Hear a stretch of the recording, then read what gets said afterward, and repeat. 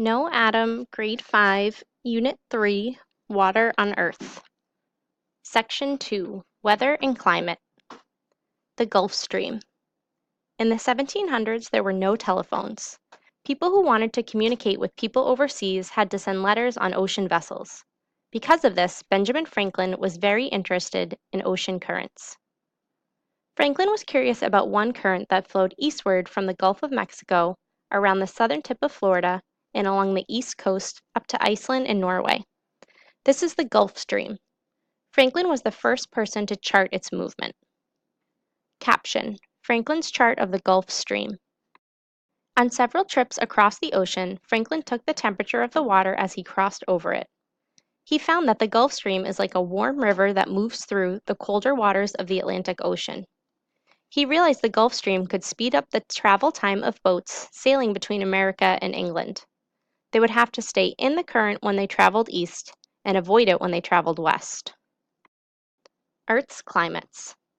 In addition to helping boats sail the ocean more quickly, ocean currents have another important function. They transfer heat around the planet. This is important because Earth's surface is not heated evenly.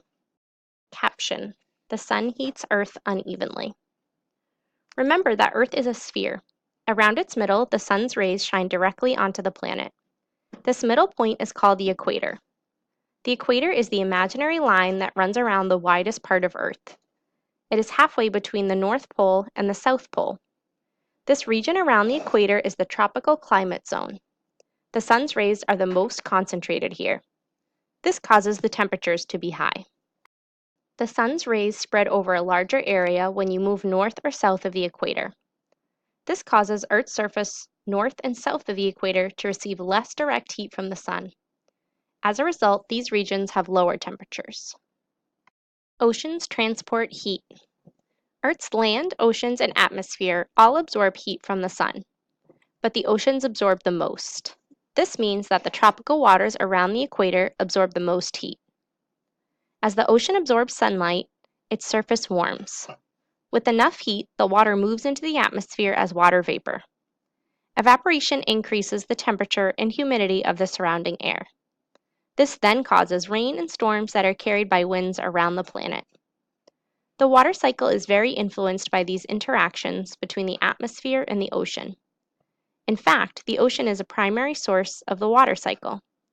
78% of all rain falls onto the ocean, and 86% of all water evaporation comes from the ocean. Caption: Ocean currents move warm and cold water around the planet. Ocean currents also carry warm water and precipitation from the equator toward the north and south poles. They carry cold water from the poles back to the tropical region. Oceans influence climate. As they absorb heat and transfer it in water around the planet, oceans influence Earth's weather and climate. Weather refers to the conditions of the atmosphere: temperature, humidity, wind speed, air pressure, and precipitation in a particular place at a particular time. Climate is the average weather over a span of 30 years. Weather changes hour to hour. Climate changes over very long periods of time. Caption: This map shows the temperature of the world's oceans. How close a region is to the equator affects its climate. So does its nearness to the ocean and its elevation. Because tropical regions receive the most direct sunlight, they also experience the most rainfall. This rainfall is mostly over the oceans. They also tend to have a wetter and warmer climate. Regions that are at higher elevations, are farther away from the ocean, and farther from the equator tend to be cooler and drier. How hurricanes form. As oceans interact with the atmosphere, they cause weather events.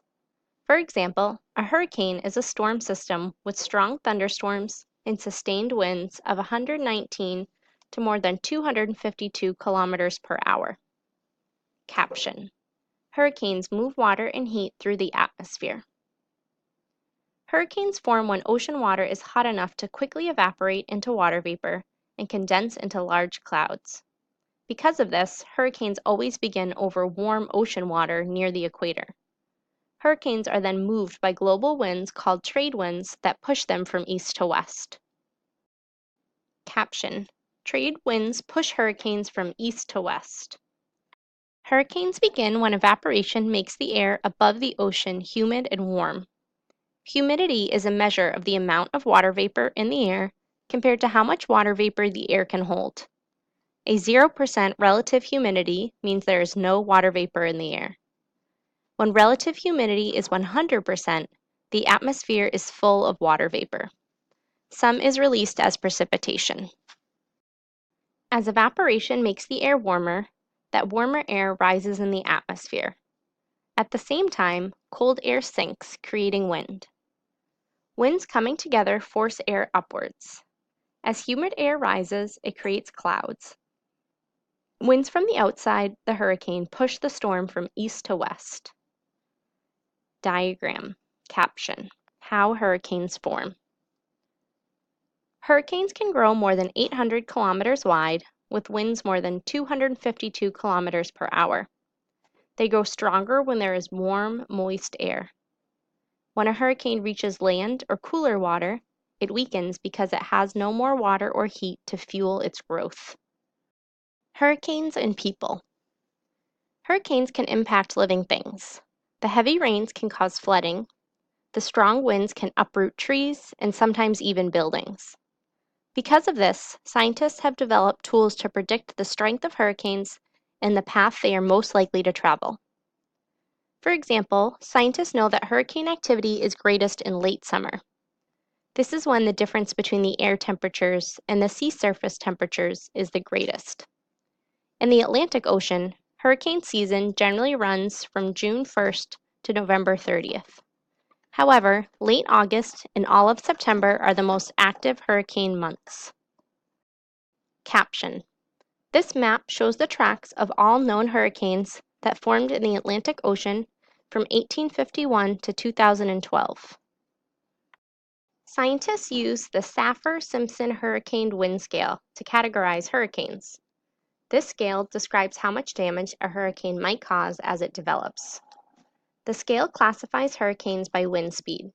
It goes from a dangerous Category 1 to a destructive Category 5. Category 5 hurricanes only form about once a year. Saffir-Simpson Hurricane Wind Scale. Columns: stage, description, and wind speed, kilometers per hour. Tropical depression, a storm system with heavy rains and winds, 62 or less kilometers per hour. Tropical storm, a storm system with strong thunderstorms and sustained winds, 63 to 118 kilometers per hour. Category 1, very fast winds that produce minimal damage from flying debris, 119 to 153 kilometers per hour. Category 2, extremely fast winds that cause moderate damage from flying debris, 154 to 177 kilometers per hour. Category 3, winds that cause major damage, including window blowout, 178 to 208 kilometers per hour. Category 4, winds that cause extensive damage, roofs and walls collapse, 209 to 251 kilometers per hour. Category 5, catastrophic winds and home destruction, 252 or greater kilometers per hour.